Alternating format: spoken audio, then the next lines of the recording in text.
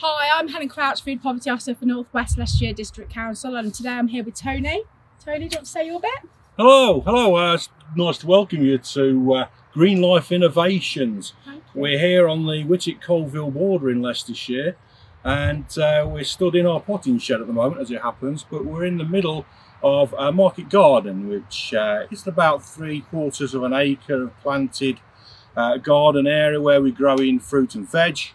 We have a couple of polytunnels, but everything we do here is organic, and most of what we do indeed is recycled or reused. So I've asked Tony, as Food Poverty Officer, if he could help and support us in producing some videos to show people how, whether you've got a garden or you've not got a garden, that you can grow some food, whether it's carrots, peas, salad, whether you plant it in a pot or you use some old recycled food containers, and you can either grow it outside your front door, on your windowsill, or wherever you are. So I'll leave Tony to show you some growing. Well, first of all, and for people who don't have a lot of space, perhaps you want to grow something indoors, so why not do some shoots, pea shoots for example. So we've put it in a flat tray here, but you could grow this quite easily in a tea tray, perhaps something with a high lip on it. It wants to be quite a large container, something like this, which is what, about 20 centimetres by 15 centimetres. There's not a lot of soil in there, so we're very thrifty with soil as well. So what we do is we take a very shallow container, let's say for example this. Now what has this had in it? Well, perhaps it had some chops or some chickenings at some point. But this is going to be ideal. It's tin foil, it's not going to need a lot of compost to grow our seeds in. So flatten it out and repair it. I'm not going to put any holes in the bottom of it. You could do, but your pea seeds really want to remain as wet as possible, and they want to be in a warm, dry position. So it's a nice small container to put on your kitchen windowsill, or your bedroom windowsill if you like. I'm going to use some compost. Now this is multi-purpose compost, but you don't have to go to the expense of buying high-cost compost. Something from one of the cheaper outlets, a pound shop, will do. Peas will grow in more or less anything. Peas will grow on wet kitchen towel. So if you don't want to go outdoors and find compost, roll yourself up a few sheets of kitchen towel, spread it on the bottom of your dish and get it nice and wet before you spread your seeds out, before you spread your pea out. Now we'll come to where you're going to get your peas from in a moment. So all I'm going to do is add a little bit of compost here to the bottom. They don't need a huge root depth at all, because all we want to do is retain moisture close to your peas. Okay, now pea seed is in fact a pea. All right, so we buy our seeds, pea seeds, in bulk, and you might want to do this as well. You can do this very easily online. You don't have to be a specialist such as ourselves, but here's your pea. It's dried. You can get dried peas from the supermarket, but they may have been treated or irradiated or something on the way to the supermarket, and we don't really know how they are grown. Buying dried peas from supermarkets looks like a good idea, and it's, yes, very cheap indeed, but we can't guarantee that they're going to grow. Anyway, what I've done is I've just folded up my kitchen towel and popped it into my little tray there. Remember, we haven't pierced it at all. We want it to retain some moisture. In this case, I am using a little bit of compost. Okay, and what I'm going to do is spread my peas liberally across the surface like this. There we go. Give it a little bit of a jiggle. Try and separate them a little bit. Okay. Now to set these going, all we're going to do is give it a good wet. Now if you haven't got a watering can, don't worry, take it to your tap in the kitchen and give it a good wet, so all of the seeds are in contact with the soil and the soil is nice and wet. And then you're going to cover it up with something else. So find yourself a flat tray of some sort. Just, for example, cover it with a plate if you want to, or another tray, and put it on your windowsill in the warm, nice and warm, for about 3 days. And when you come back to it, you'll see that your peas have started to sprout. They've germinated. Germination means that that pea has broken its shell and it's put out a little root, and it's already sucking nutrients out of the water that you put it in. Okay, once it's happy it's got a root down, it will start to sprout, and you get these coming up. Now, what you could do with this is grow this on, take it out of the tray, plant it in a bigger pot, and grow an entire pea plant, and then you'll have lots of lovely pea pods to eat. But what I like to do, and what my grandchildren like to do, is pick the shoots and add them to a salad. Eat them raw like that. You get all the pea you want. Absolutely delicious. Okay, so that was peas, and we've used one of our containers up. But in that container we could have sown some herbs, perhaps. We've got some parsley. Parsley is going to need quite a deep root depth, so maybe a tin can. Now what I would do here, because parsley likes to dry in drier conditions, is I would pierce this very carefully with a screwdriver perhaps, and make a hole in it. And then you can grow it still on your windowsill or outside on a warm patio. We're going to fill it about 3/4 full with compost, no more. There we go. Now you perhaps might at this point want to give it a little bit of a wet, to take it to your tap, give it a little bit of a wet, and then find our seeds. There we are. I was talking about the packet earlier on. Now parsley is something you can eat scattered on a salad, but it's really an ingredient for soups and such like, isn't it? Or maybe a garnish to something. It comes in various varieties. The seeds are rather small, and we're going to need about 10 seeds in here. We'll just spread them liberally around the top there, and we're not going to bury that in compost. I'm just going to make them contact the compost rather well. I'm going to give it a little bit of a smattering of compost on top and dab it down, and just make sure that's nice and wet. So take it to your tap and make sure that's nice and damp, and that'll get the seeds to germinate. This is a metal container, so it's going to soak up and retain the heat of the sunlight coming through your kitchen window or wherever you position it. Put it in a sunny position if you can. Outdoors, indoors, it doesn't matter, and they will grow the same. But remember, you put a hole in the bottom of this can, so you might as well put it in a dish, a saucer or something, a little container, so that it always remains damp. Okay. Now those plants will grow on, and you'll get, well, hopefully 10 germinated seeds. And what we can do once they've grown is, just like your pea plants, take them out, carefully out, split them up into individual plants, and plant them on into another plot. Yeah, so to plant it on into another pot, let's see what we've got. Another pot. This is rather big to put parsley in, but parsley is one of those plants that the more space you give it, the more it grows. So we'll half fill the pot and take our plant. It's a pea, but we'll pretend it's parsley.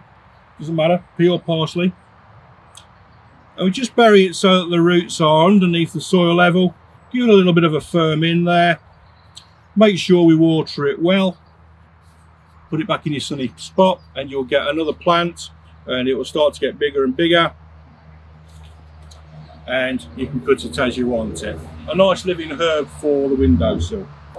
So what else have we got? Helen, what have you brought me? You've brought me all your rubbish. Well, I've got a couple of questions actually, Tony. Go on. Instead of putting a hole in this tin, could we actually use like half of this empty bottle for your parsley? Oh, you Blue Petered me, Helen. Sorry. I'm just worried that people might injure themselves doing a hole in the tin. Yeah, that's so quite could right. you put them in anything? Could you put it in a Yeah, jam jar absolutely, to start with? absolutely. Now, you've given me half a bottle here, and here's the top half of the bottle. So we're going to do a little terrarium, they call them, don't they? Or a mini greenhouse, greenhouse. Okay. So with this, I'm going to pierce the bottom of it again. Perhaps use the end of a pair of scissors or something like that, very carefully. I've got a knife in my pocket that we always carry as gardeners, a little gardening knife. And very carefully, with the blade away from my hand, I'm just going to put a little slit in it. You could do the same with your scissors. Okay, so you've got a little bit of drainage there. And again, you grow, well, all sorts of seeds in here. What about another herb? Let's say this is purple. I don't think I've ever seen purple basil. Purple basil comes in a few varieties. The green varieties, there's several different types. Is that what you generally see in the supermarket? You do. And here's a little secret for you. When you buy those living plants of herbs in supermarkets, all right, you've got multiple plants in there because they're sown in the way that I'm going to do it now. I'm going to put multiple seeds in that pot, so you end up with multiple plants. So what you can do with these living herbs you get from supermarkets is you can take them out of the pot, split them up. You can be quite brutal with them and put them on into other pots so that you'll have a different plant. You'll have multiple plants. Plants to give away. Yeah? Plants to share. Okay, now look at the size of these seeds here, and don't sneeze. Do not sneeze, thank you. All right, they are very small indeed, aren't they? Now, what we're doing when we're sowing seeds is we're really mimicking nature, all right? So you haven't seen me bury these seeds in deep depths of soil. What we do is we scatter them liberally across the surface, all right? Like that. And then we just cover it, blocking out the light for a few days with soil, nice bit of fine soil on the top, and that is sufficient. Okay, by not covering the seeds to any depth, we're just how much blocking out the water light then, Tony? Because I'm one of these people that go to the tap, fill it up and chuck it in, and then I probably don't grow. If you've put a hole in the bottom of your pot there, okay, you can't overwater it. Okay. But remember to obviously put that in something or on a saucer so it doesn't ruin your windowsill.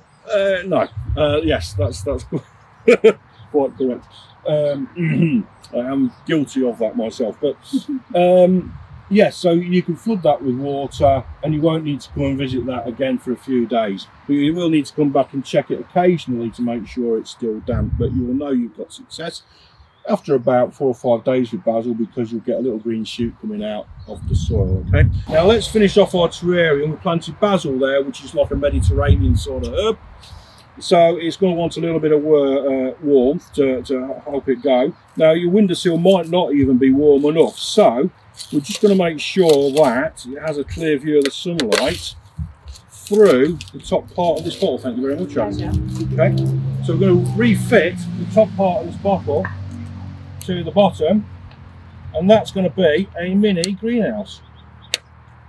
Is it better to take the lid off the top or leave it on? Not absolutely necessary. There's enough ventilation for it.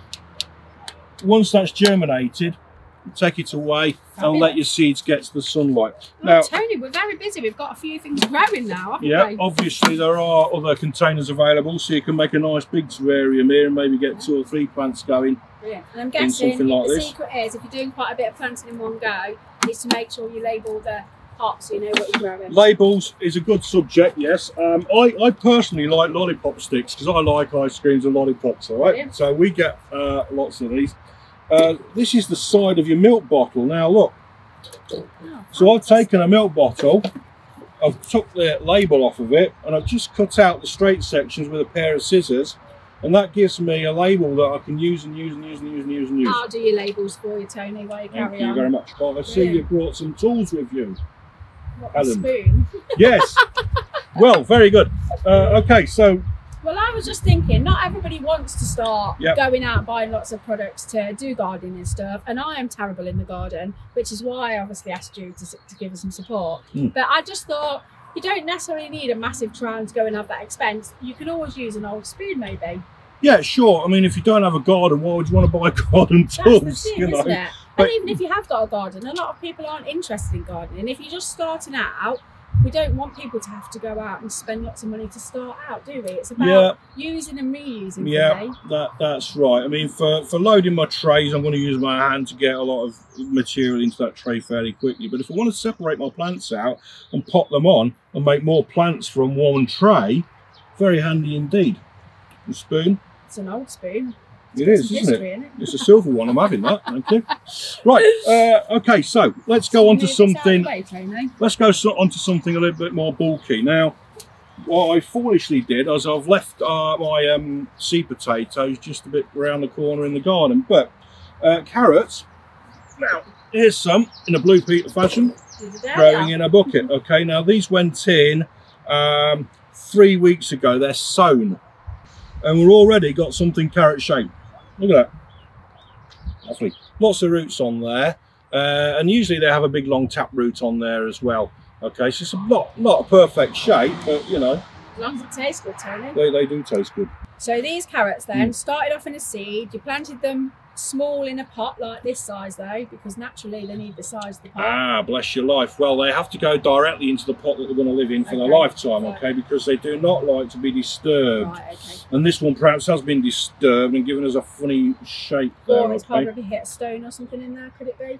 Could be, yes, that's right. Now, we can't replant this, unfortunately, because apart from the fact of, eat it in a minute, apart from the fact I just pulled all the roots off it, carrots don't like to be disturbed, so we put them in the pot that they're going to grow in for the rest of their life. Okay.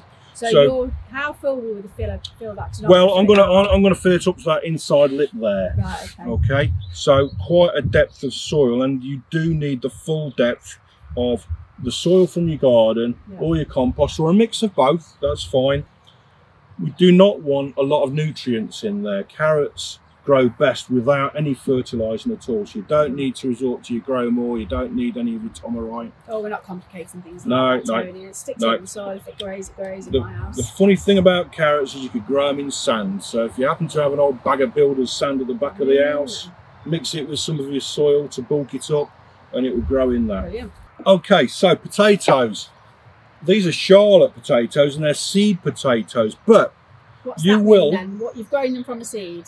Now these are grown specifically as a type of potato for planting to create a crop of more potatoes. So you've been out and brought a bag of ready to plant potatoes that will that then develop loads of potatoes off one of those seeds? Yes, it will. That's right. Now you will have bought potatoes from the supermarket, left them on the counter or under the counter in the kitchen and forgotten about them. Yeah. Out in your shed.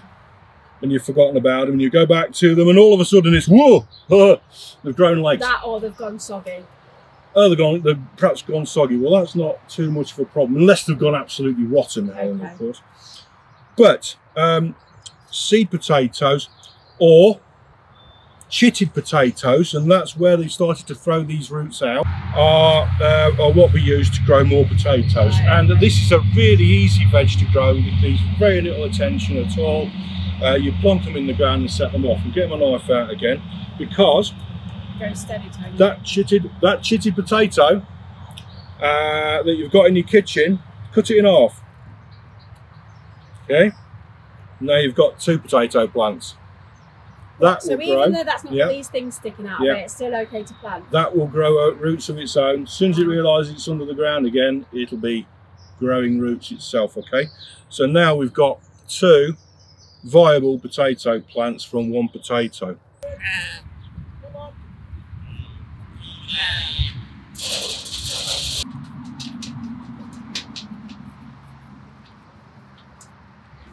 Oh, Tony, thanks for today. I really appreciate it, and I really appreciate that you've given loads of information out. And if somebody just takes the fact that they get a tin, plant a few seeds, and watch it grow, that's brilliant, and it really helps people locally.